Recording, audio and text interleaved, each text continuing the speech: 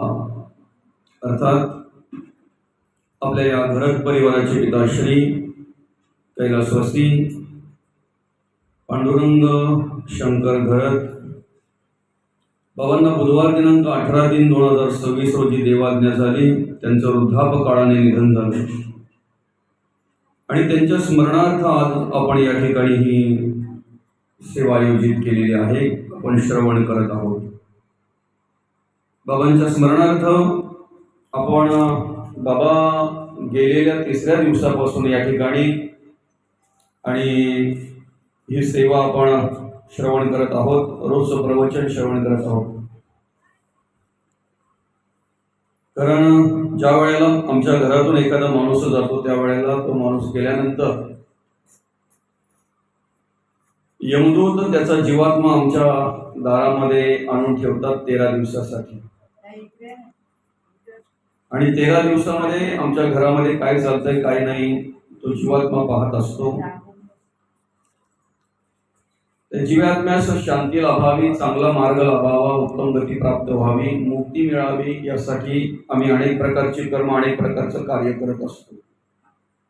भगवंताचं नामचिंतन करत असतो, नामस्मरण करत असतो, अनेक कार्यक्रमांचं आयोजन करत असतो, भगवंताचं भजन करत असतो.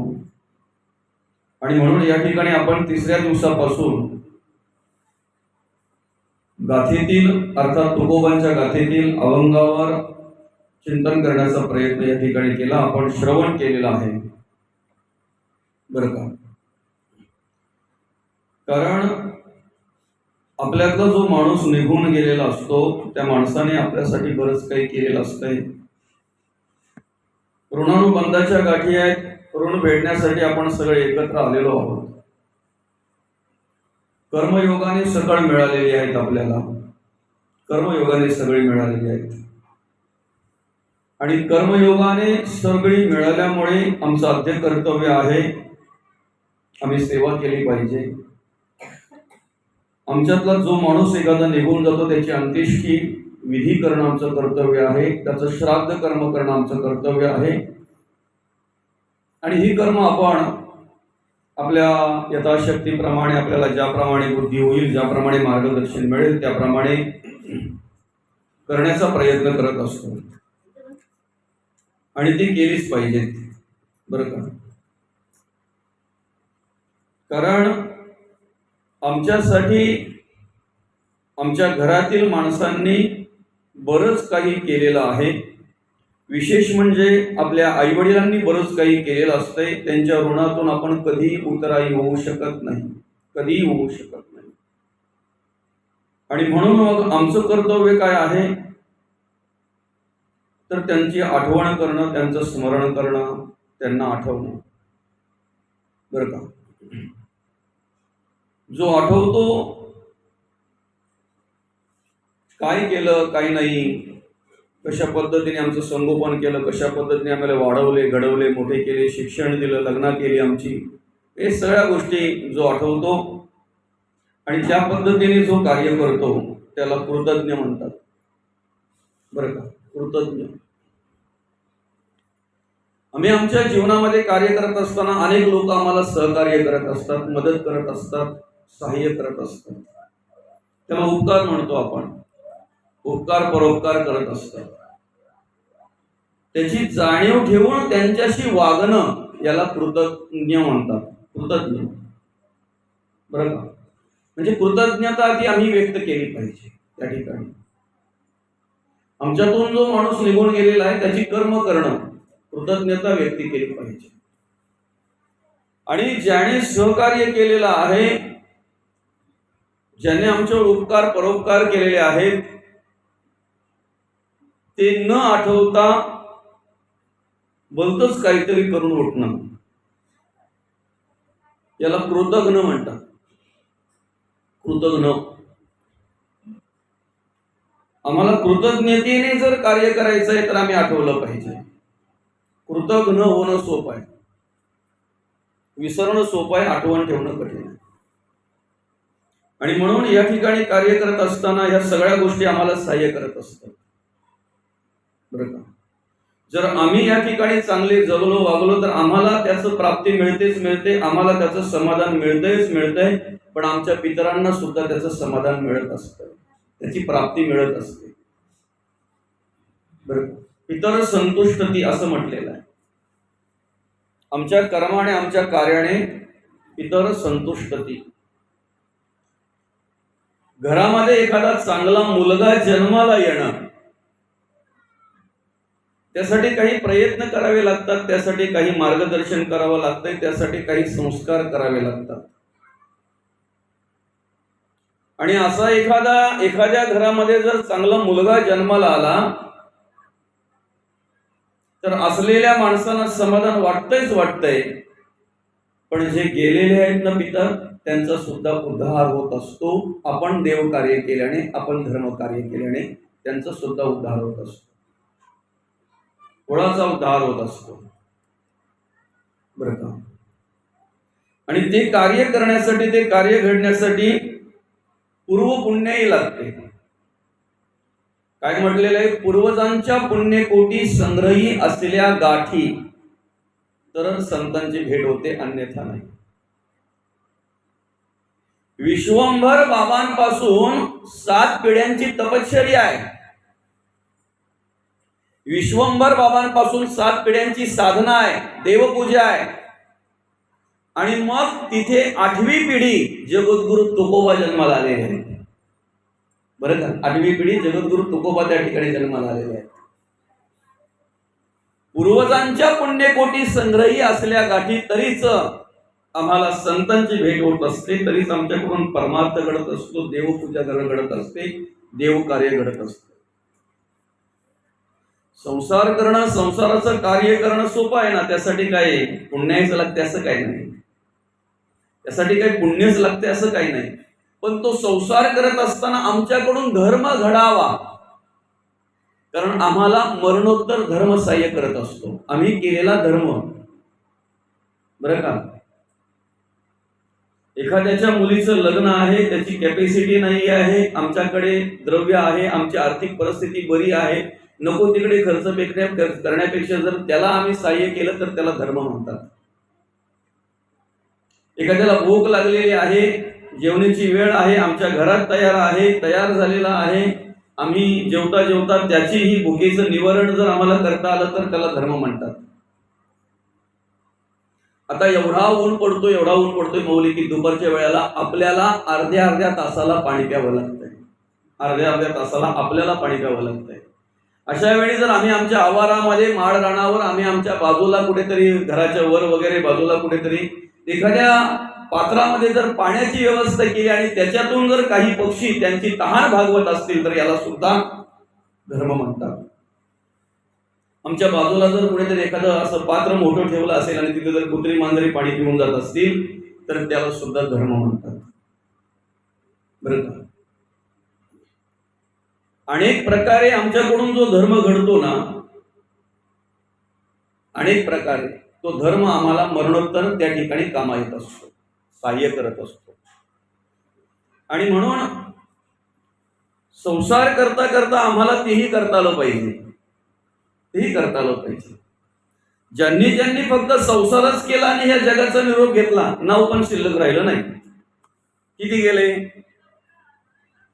आजा गेला, पणजा गेला, बाप मसने गेला, देखत देखत नातू बनतो तोही तैसा झाला. अनेक गेले माऊली,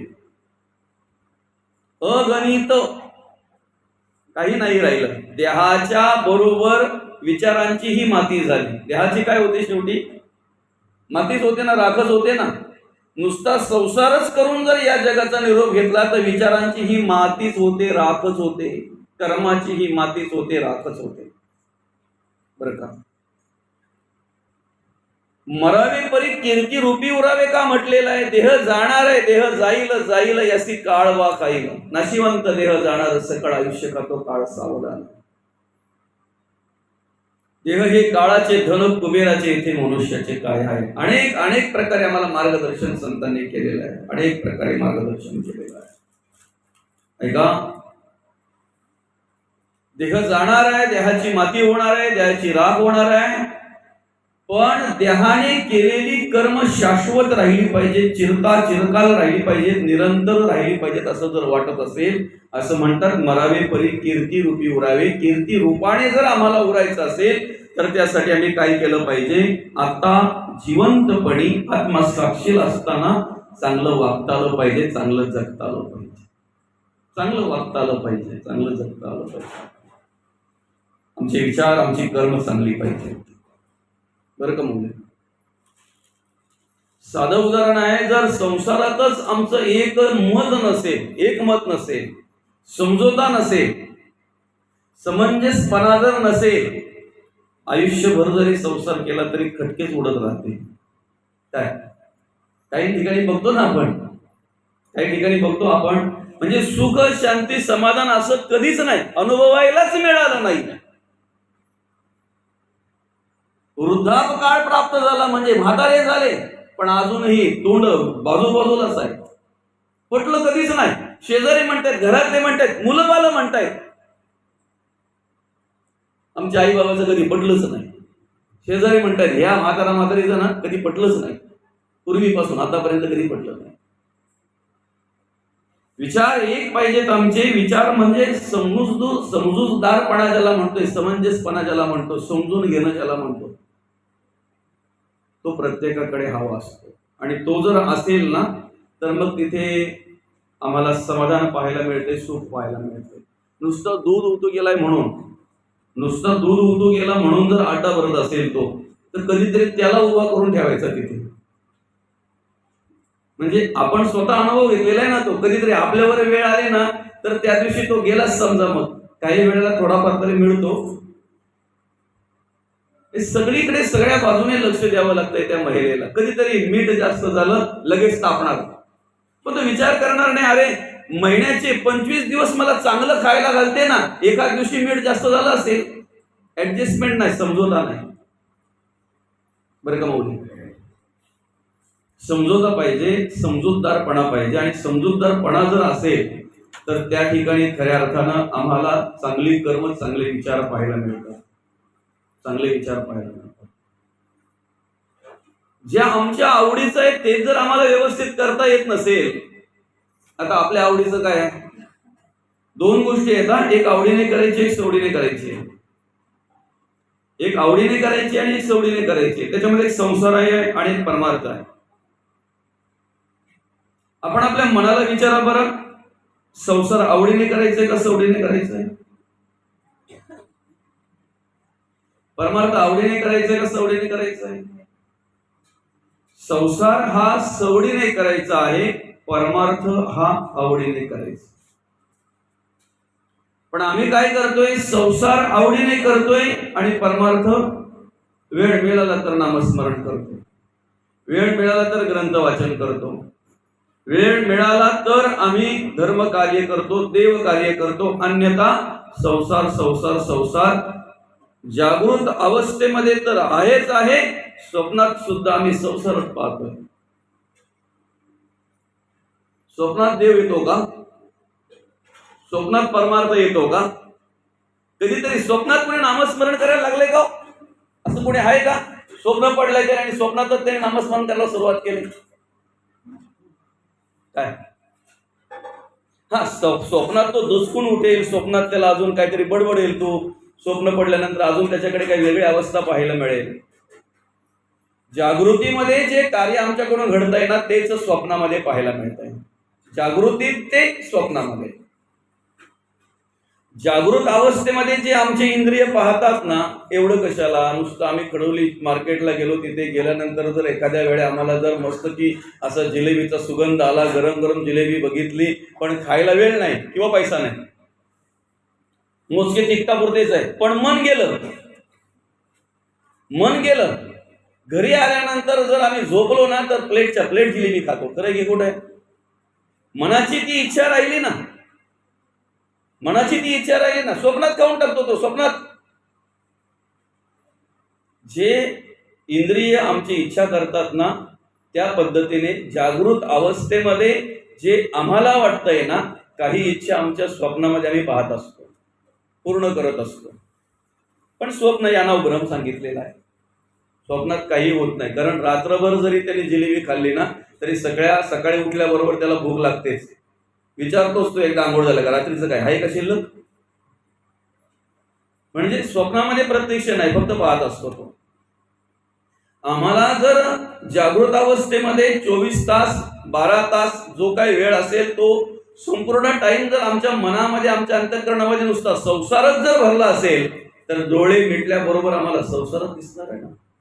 स्वप्नामध्ये सुद्धा आम्हाला संसारच येणार आहे. संतांना काय वाटतंय, संतांची अपेक्षा काय आपल्याकडून. आम्ही जे काही संतांनी आमच्यासाठी सगळं वाङ्मय जे दिलेलं आहे त्याचा अर्थ काय, काय अपेक्षा आहे आमच्याकडून. हे वाङ्मय घ्या, वाचा आणि त्याप्रमाणे जगण्या वागण्याचा प्रयत्न करा. जगता वागता येतंय का बघा. अभ्यास करा पण प्रॅक्टिकलला महत्व आहे. अभ्यास करा पण प्रात्यक्षिकाला महत्व आहे. अभ्यास करा पण तुमच्या वागण्याला जगण्याला महत्व आहे. आम्ही अभ्यास करून जर तिथेच स्थिर राहिलो ना, तसंच जर राहिलो ना तर आम्हाला काहीही प्राप्ती होणार नाही, काहीही मिळणार नाही. असाध्य ते साध्य करिता सायास, कारण अभ्यास तुका म्हणे. अभ्यास केला मग आम्हाला काय करायचंय, जे असाध्य ते साध्य करायचंय. कसाही असू द्या, कसाही असू द्या, परत बोलायला पाहिजे का. कसाही असू द्या, फरक पडल्याशिवाय राहणार नाही, बदल घडल्याशिवाय राहणार नाही. फक्त मनापासून त्यांनी ठरवलं पाहिजे, मनापासून ठरवलं पाहिजे. बसताना वाल्या कोली म्हणून आसन घातलं. बसताना आसन कसं घातलं, वाल्या कोली म्हणून आसन घातलं ना. पण उभराटे नाम जपता वाचे, पर्वत फुटले पापाचे, ध्वज उभारेले पुण्याचे ब्रह्मांडावरते. ऋषी होते थोर थोर, बहुती केला कवित्व विचार, परी वाल्मिकासारखा कवीश्वर न भूतो न भविष्यती का. पूर्वी केली दुष्ट कर्मे, परी पावन झाला राम नामे, नाम जपता दृढ नेमे, पुण्य सीमा सांडिली.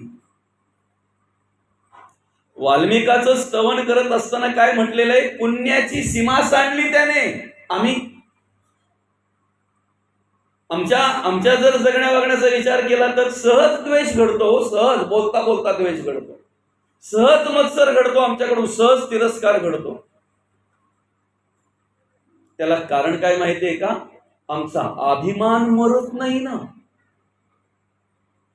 अभिमान टाकता येत नाही ना आम्हाला, अभिमानाचा त्याग करता येत नाही ना.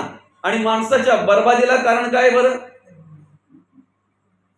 माणूस असू द्या, साधू असू द्या, संत असू द्या, ऋषीमुनी असू द्या, अजून कोणी असू द्या, बर्बादीला कारण काय, अभिमान. ज्याच्याकडे अभिमान आहे ना तो लवकर सापडतो काळाच्या तावडीत. कारण लोखंडाला संपवण्यासाठी वेगळं काही करावं लागत नाही. लोखंडाचा गंजच लोखंडाला संपवितो.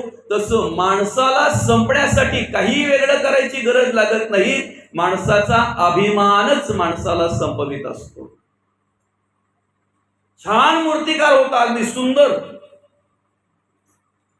एवढ्या हुबेहूब मूर्त्या बनवायचा ना तो. एखाद्याचा पुतळा जर बनवला ना तर लोक आश्चर्य करायची, प्रत्यक्ष उभा आहे की काय. एवढा चांगल्या मूर्त्या बनवायचा तो. पण कोणीही जरी असला, मूर्तिकार असला काय, अजून प्रवचनकार असला काय, अजून कीर्तनकार असला काय, अजून कोणी असला काय, त्याला मृत्यू आहेच ना, जावं लागणारच आहे ना. कुठलाही जरी कोणी कार असला तरी त्याला जावंच लागणार आहे ना, नाही का. तसं त्या मूर्तिकाराकडे यम आला आणि यमाने सांगितलं, सोमवारी संध्याकाळी 5 वाजता तुला घ्यायला येतो. बरं का, शनिवारी आला येतो बरं का, आपला हो मंगळवारी आला येतो त्याच्याकडे. मंगळवारी आलेला आहे आणि काय सांगतो, सोमवारी तुला संध्याकाळी 5 वाजता घ्यायला येतो. आता ज्या वेळेला यम सांगून गेला त्यावेळेला त्या मूर्तिकाराने विचार केला की ज्या ते यम सांगून गेला त्या ते सगळे विसरतील पण यम विसरणार नाही. काय, यम नाही विसरत. दुसरं, एखादा जर कोणी येत असेल तर त्याला आम्ही चुकवू शकतो, त्याचा डोळा फसवू शकतो आम्ही त्याला. किंवा एखादा जर लोभाधीन असेल तर त्याला आम्ही काहीतरी देऊन थांबवू शकतो. हे थोडेफार घे, आजचा दिवस थांब जरा, किंवा थोडा दिवस थांब जरा. म्हणजे फसवाफसवी केली जाते ना काही वेळेला, बरं का, फसवाफसवी केली जाते. यमाला काय फसवणार आहेत आपण, यमाला काय देणार आहेत? तिथं काय लाचलुचपत चालणार आहे का? तिथं काही ऍडजस्टमेंट आहे का? काही समजवत आहे का? त्या मूर्तिकाराने विचार केला, ज्या अर्थी सांगून गेलाय त्या अर्थी सोमवारी संध्याकाळी 5 वाजता येणारच.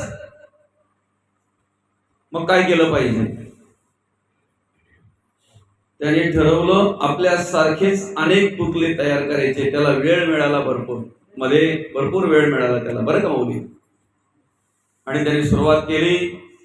त्या ठिकाणी त्याच्यासारखेच सेम टू सेम पुतळे तयार करायला, मूर्त्या तयार करायला.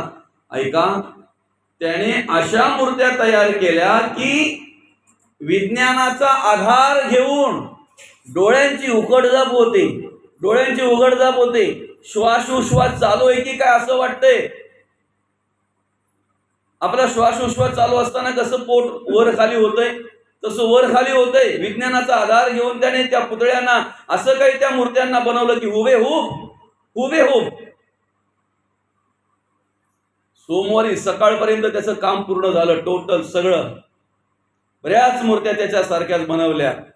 आणि 4 वाजता त्या मूर्त्यांमध्ये जाऊन थांबला, 1 तास आधीच.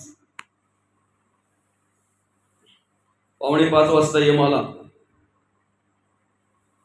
4:45 वाजता यम आल्यानंतर त्या ठिकाणी पाहायला लागला, अरे बापरे, 1 नाही, 2 नाही, 3 नाही, ज्याला न्यायचे ते किती आहे तिथे.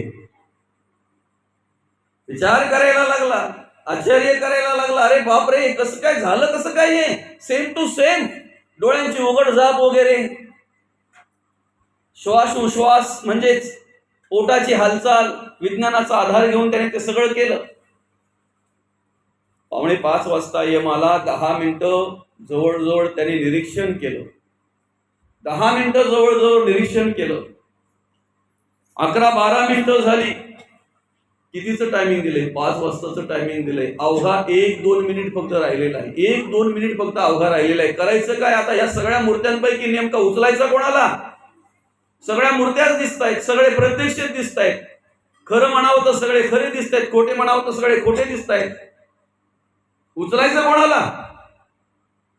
5 वाजताला 2 मिनिटं बाकी असताना तो यम म्हणतोय, काय मूर्तिकार आहे की काय, जबरदस्त मूर्त्या तयार केल्यात, अगदी सुंदर मूर्त्या तयार केल्यात, अगदी सुबक मूर्त्या तयार केल्यात, अगदी हुबेहूब मूर्त्या तयार केल्यात, जशाच तशा मूर्त्या तयार केल्यात, सगळ्या सारख्याच मूर्त्या तयार केल्यात. पण एवढं सगळं करून शेवटी मूर्तिकार एक गोष्ट चुकलाच.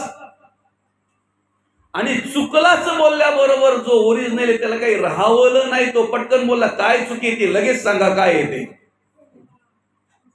यम बोलतो, हीच सगळ्यात मोठी चुकी आहे. यम काय म्हणाला? हीच सगळ्यात मोठी चुकी आहे.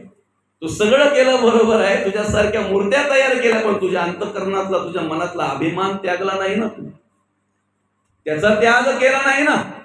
त्याचा कुठे त्याग केलाय? आम्हाला ज्या वेळेला अभिमानाचा त्याग करता येईल ना, त्यावेळेला आम्हाला व्यवस्थित जगता येईल, व्यवस्थित राहता येईल, व्यवस्थित सर्व काही क्रिया कर्म करता येतील, बरं का. संसारामध्ये काय आणि अध्यात्मामध्ये काय, परमार्थामध्ये काय, बरं का. माणसाला आणि माणसाच्या पतनाला कारणीभूत जो आहे ना, तो अभिमान, अहंकार. बरं, मग अभिमान काय माणसाकडे एकाच प्रकारचा आहे का? अभिमान काय एकाच प्रकारचा आहे का माणसाकडे? ज्याला सुंदर दिसतं, जो सुंदर दिसतोय त्याच्याकडे सुंदरतेचा, त्याच्या सौंदर्याचा अभिमान. ज्याच्याकडे शारीरिक बल आहे त्याला शारीरिक बळाचा अभिमान. ज्याच्याकडे पैसा अडकाय, संपत्ती आहे, प्रॉपर्टी आहे, त्याला त्याचा अभिमान. ज्याचं घर सुंदर आहे त्याला घराचा अभिमान. ज्याची गाडी सुंदर आहे त्याला गाडीचा अभिमान. ज्याची बाई,